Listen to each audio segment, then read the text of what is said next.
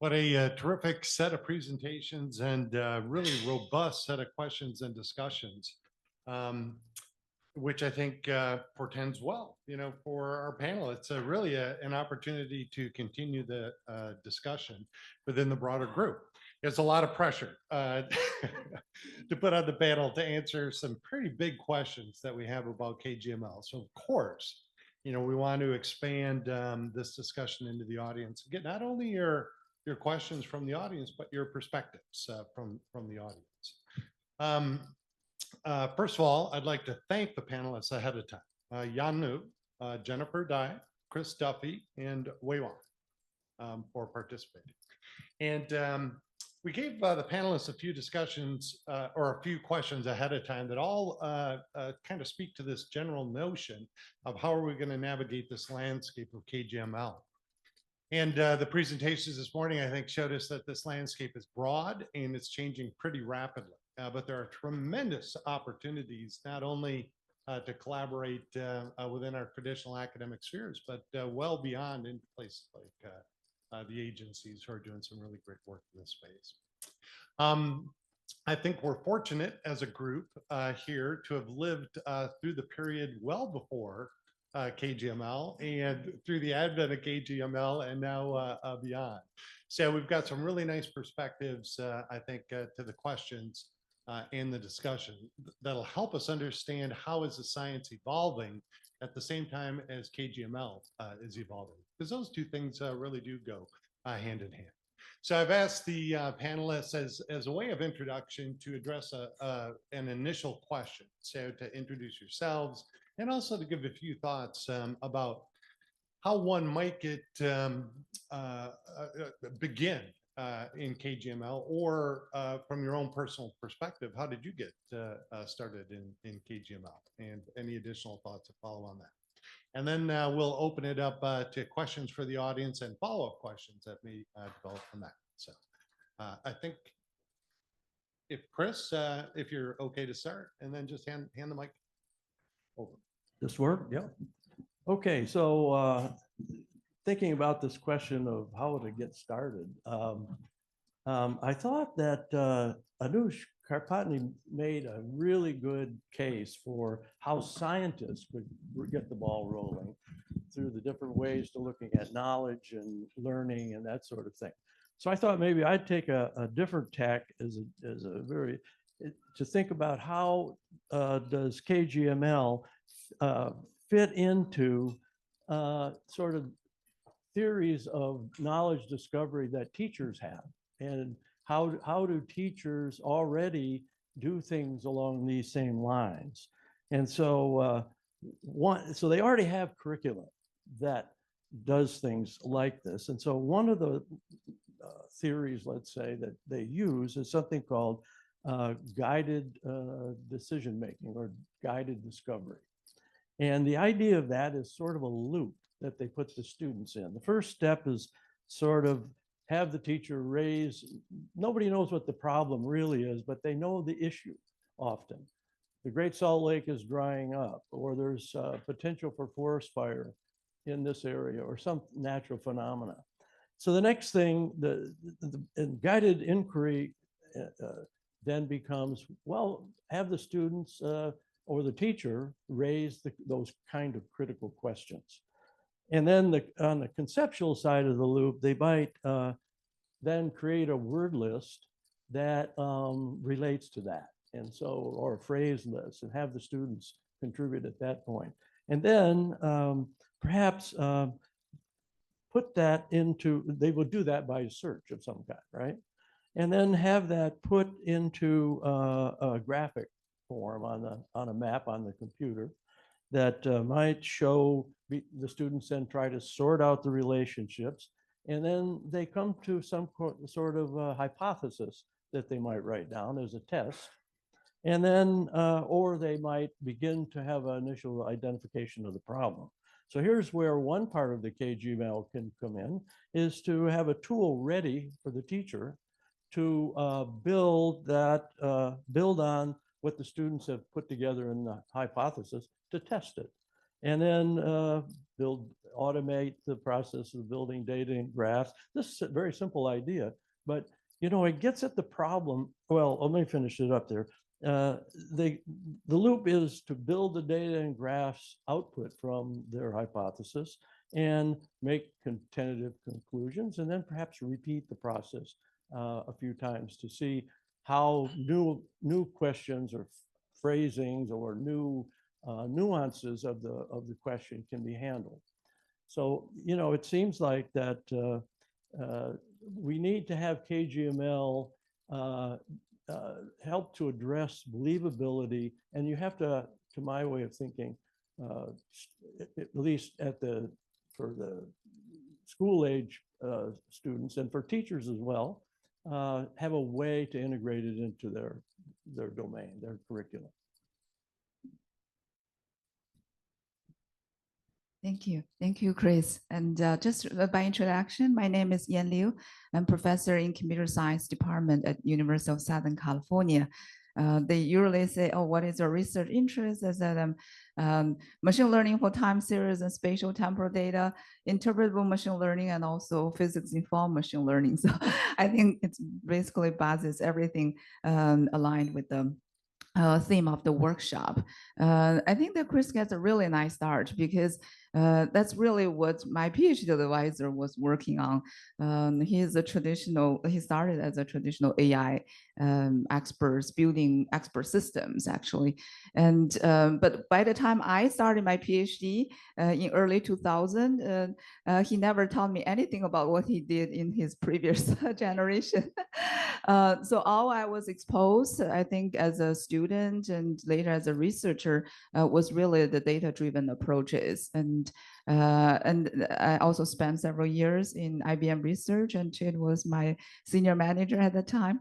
But I think at all these time that we really just mostly immersed with the data-driven approaches. And the time when we have this really nice intersection is when we actually working on using machine learning for climate applications, where that when we started some of the early workshops in climate informatics, and we have experts working on machine learning together with domain experts in climate science, and we started the conversation, then we realized, that it's really important that we can have the two different models, but actually talking with each other. And then the key question then comes into the play in terms of, what is the right process to have two different things. One is the data-driven approach approaches, and the other is really the process-driven with the knowledge, with the physics principles. How we actually translate these languages that they speak very differently into one so that we can communicate. And then obviously our journeys take very different twisted turns. And one of the things that I was really interested is actually causal inference. And then we were working on developing causal relationship from the time series and spatial temporal data, and then trying to enhance the simulation-based approaches where that we can work with the experts together. And then later we also do the reverse. We say, hey, whether we will be able to actually build some model that integrate physics knowledge, utilizing them as a prior, and then deep learning comes by, and then we say, how we will be able to directly utilizing these knowledge into constraints, into these derivative functions to actually help optimizing the neural network optimization functions and etc. And then, the time passed by. I think the last talk also set a wonderful stage where we started to talking about building the foundation models, where we really want to make sure that we will have the zero-shot capability. That means that even if we do not have access to the data in the domain, we're able to build this foundation model from a data-rich domain, and then we'll be able to do generalizations quickly. And in there, that hopefully we'll also be able to integrate the domain knowledge together with the foundation model. I think that's really one of the active research topic right now. So it's definitely have gone through a long way in terms of the collaboration. I don't have a very good, perfect formula, but just sharing our journey by far. Hi, thank you for inviting me for this workshop. I'm Jennifer D, and I'm a professor at the Electrical and Computer Engineering Department at Northeastern University. I also have joined department with computer science.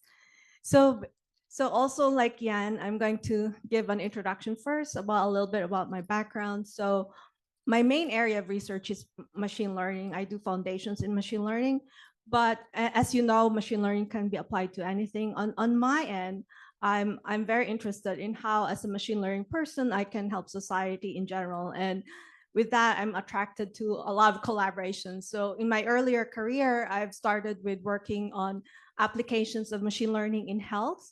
And then later on, I've been a faculty for 20 plus years, so I accumulate collaboration. So later on, I collaborated with someone in climate science as well. So I'm very interested with the talks today and find it very fascinating. And then also started having collaboration with psychologists, and also being in engineering, science and engineering in general. So I've talked to different disciplines and domains.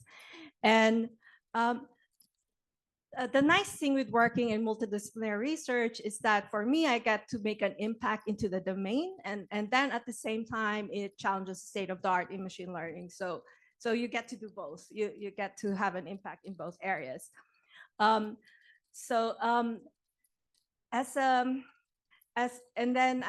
Yan pointed out, and as many of you pointed out too, when you work in multiple disciplines, actually you realize that explainability is very important. So we need to make sure that the models we built are interpretable and understandable to the domain experts, because they want, most of the time, to advance science, you need to know what's going on, why is this working. And on health side, when we build models, even though the accuracies are so high, they come back and tell me, can I trust this? So they have to understand what's going on, what is the mechanisms influencing that, and also how to make recommendations also on what to study further, and or to analyze further, and so on. So a lot of the things, interpretability, explainability is important. Now, going back to the original question, what would I advise a student coming in or a young researcher from the machine learning on the AI computer science side? What would I advise if they want to work in KGML in the domain of, really, I would start by saying, find your interests and work with that interest and build it together. And also, it's a partnership. Really, it starts with the partnership with a domain scientist coming in and then working together and figuring out what to solve, and have that mutual respect as well.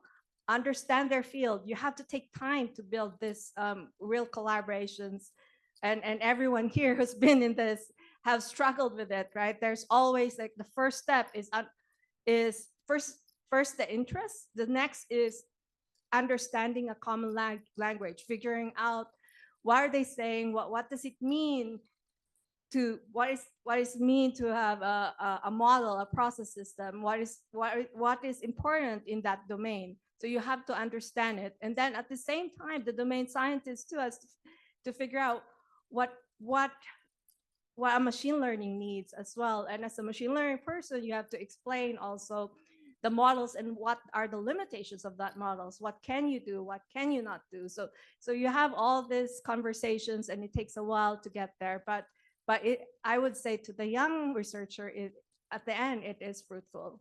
It is rewarding at the end. So that's why in the first place, you have to have the interest in the problem too. The next thing I would recommend is that as a machine learning person, to get into this field, I will start by saying also, make sure you understand the learning algorithms well. So you have to know your field well, strengthen that field so that you can model it and change things.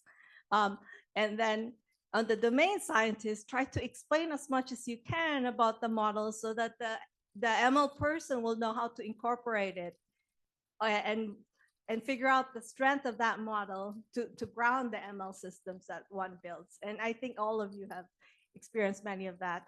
And then on the ML side, once you build the model, again, interpretability, explainability is important because then you can have that feedback loop and conversations. And I really like also the talk about how you can modify an ML better when it is also, you have interpretable components in it.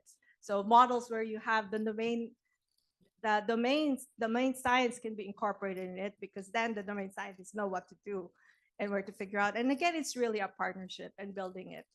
And I really like this workshop. So thank you. And I think this is one of the good things is to have this community working together and figuring out how to do things better.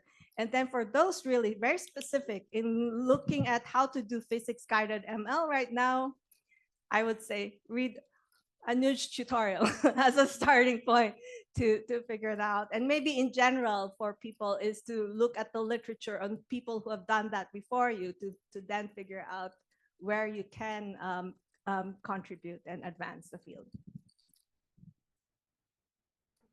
My name is Wang, and I'm a professor in computer science and computational medicine at UCLA. So little bit of background of myself. So I started myself many years ago. So it's and then I did my PhD completely in computer science. And at that time, when the term like data mining was equivalent to AI these days, right? So it's a buzzword back then. So that's very age revealing. So and so that was my PhD thesis. And back then we didn't publish nearly as many papers as now, right? So I couldn't even believe myself, like back then when I was a student, I was able to read every single data mining paper published back then. So you can tell like how many papers were there, right? So it was not many, not nearly as many as nowadays, right? So so my first job was actually at IBM. So but I only spent 3 years there. So I decided that I want to go to academia. Not because IBM was not good. IBM was great, but it's just I feel like I probably would enjoy more in academia, like with like more students to work with, because in a industry world, right? So you could only work with students in the summer when you have summer intern. But after they return back to school, you kind of like you have to say goodbye to them, and that's difficult if you try to write papers, and then sometimes they may not have enough cycle for that. So I went to UNC and Chapel Hill. So that's the first time I got exposed to interdisciplinary research. Back then, this was more than 20 years ago.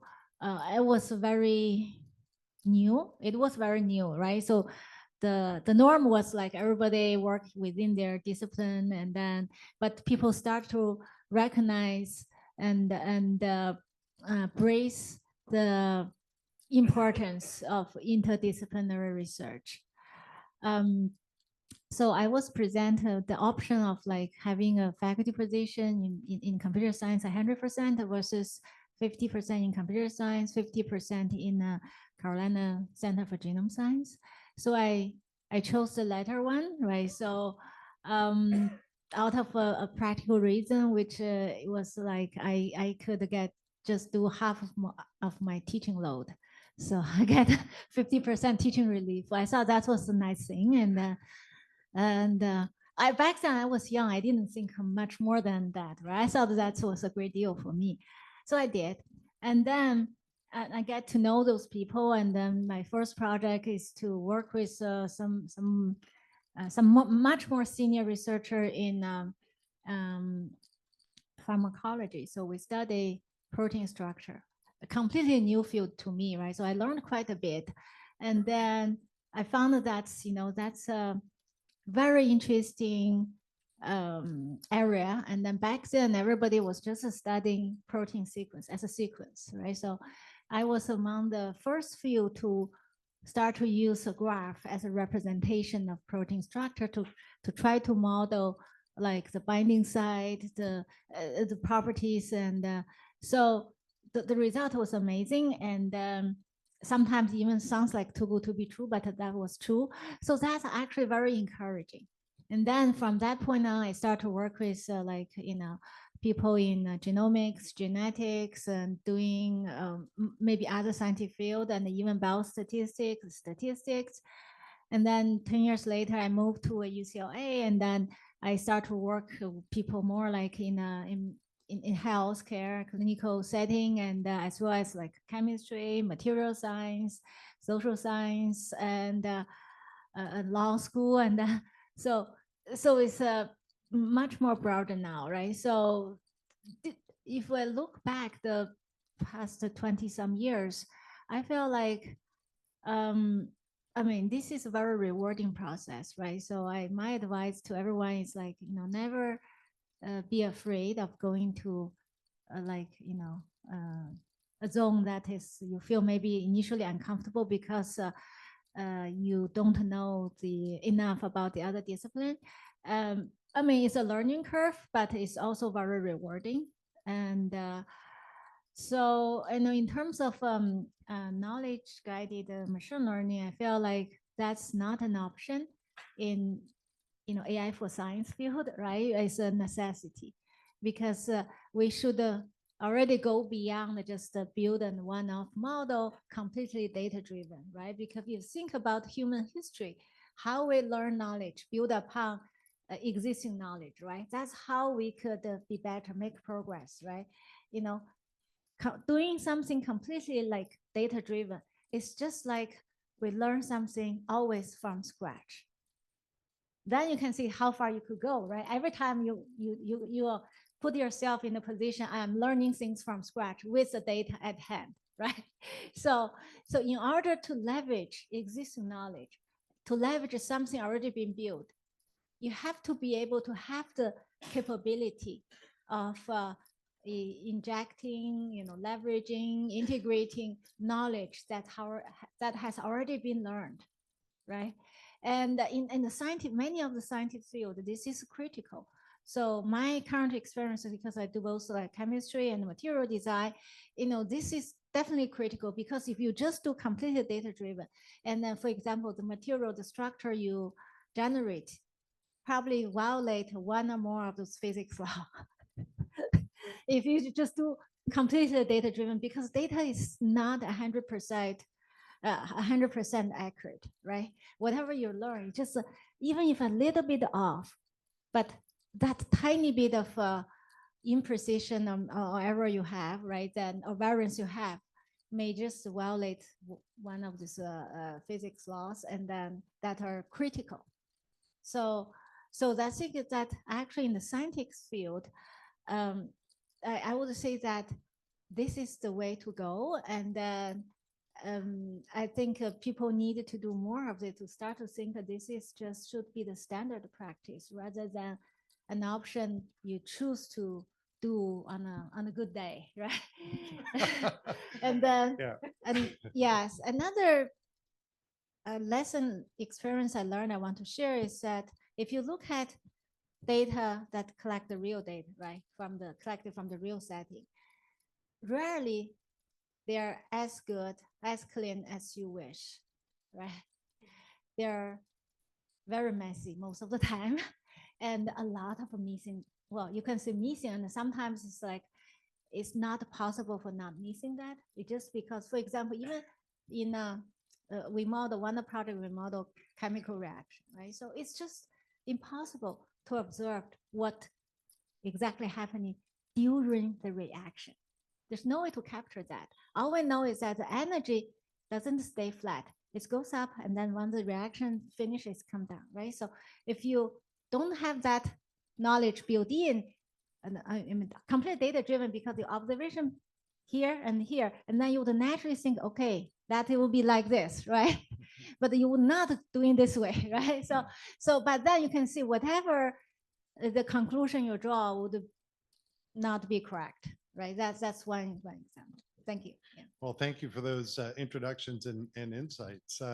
Boy, it's inspired a lot of questions in my mind, but a couple of take-home points that I've already gotten from you all is, at least to date, it's been pretty organic for you all, right? You didn't intend to enter into the KGML space. It just sort of happened naturally as the scientific process. And I think that reflects on KGML as being just very consistent with and reinforcing the overall scientific process in the first place too. Another lesson I learned is if you want somebody to learn about KGML, listen to Anuja's tutorial. So I've got a question for the whole audience to think about. And then I'm going to ask a specific question to the panel. But while the panel is answering, I'd like you to think about this and see if you've got any comments or questions. And that is, we've heard a lot and seen a lot of examples of implementation of KGML. And Anuj provided a nice taxonomy, for example, of the kinds of knowledge that can be implemented and ways to implement it within KGML. In a broader sense, what's really difficult in knowledge to implement in KGML? Or, you know, a different way to look at that question is, what are we missing? What do we really need to add? So while you're thinking about that, I want to go back to your experiences on the panel. One thing I think that can be particularly rewarding is when you collaborate across disciplines, you sometimes can think about a problem differently than you would if you were in your own discipline. So I wonder if you have any examples or thoughts about how that's emerged or what that's meant for your work.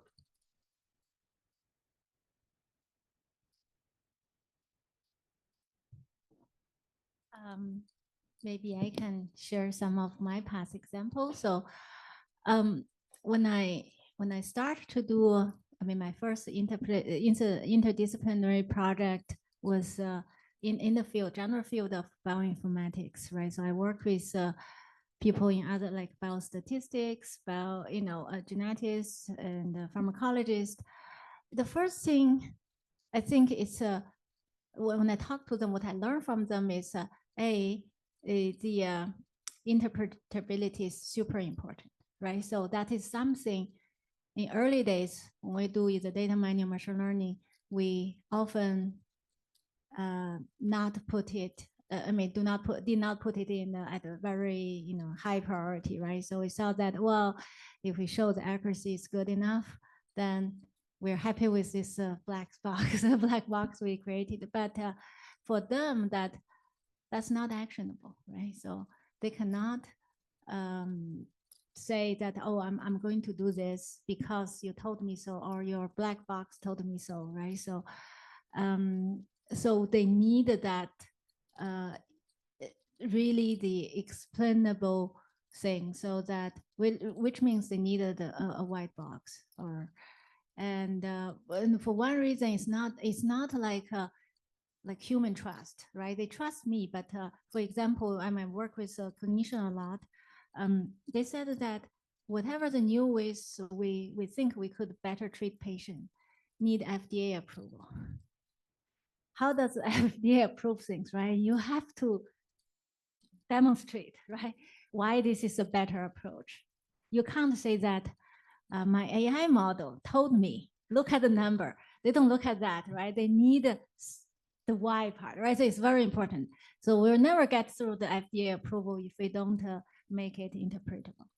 So, and for other discipline, they need like actionable, right? So we can't say, we say that, oh, well, I can predict, maybe I say, oh, I can predict the yield of certain chemical reactions. But then the next question is that, well, I want to improve the yield, right? So from 5% maybe to at least 30%. Tell me what I should do. Then what we should do, right? So the black box does not necessarily tell us what to do, right? And so then actually that's the big area in the, if you talk to computational chemists, that's called retrosynthesis. That's a huge area people work on. They really need a recipe, an actionable plan.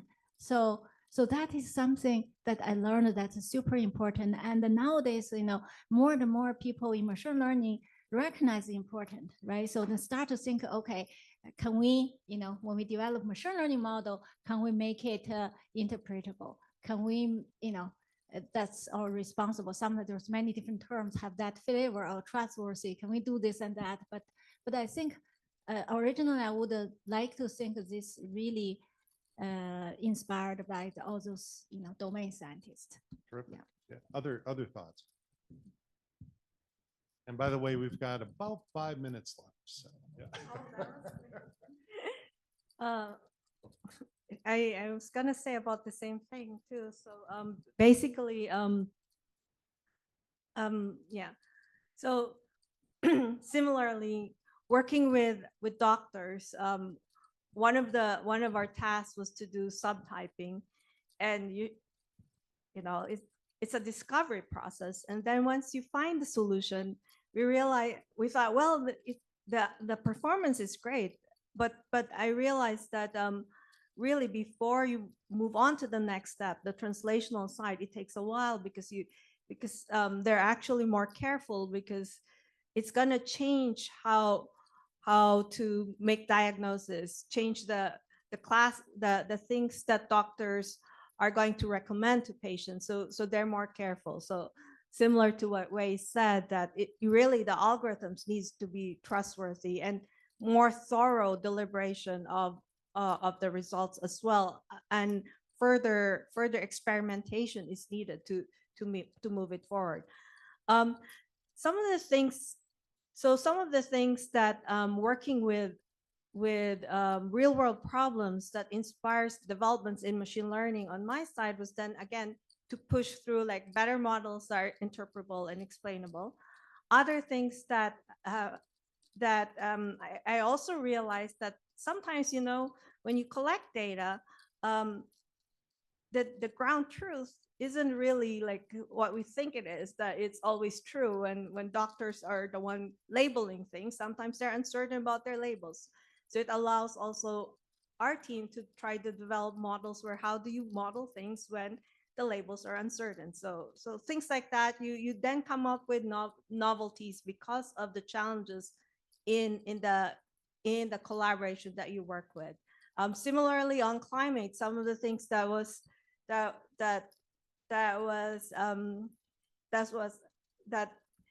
challenges ML models was that how do you do extremes, predictions of extremes? A lot of the things we've been doing in our field has always been like looking at data and then doing well on averages. So now it pushes us to think further, like maybe come up with better models that can allow us to predict extremes, like change the loss function, or doing extreme value predictions. Other things too that are interesting is that even when the accuracies are high, a lot of these things we need to also incorporate uncertainty quantification in the model. So again, that's not very common, and we need to come up with models that allow you to do that. And so there are a lot of lessons learned from the field that allows us to bring back to our community and say, hey, we really have to figure this out.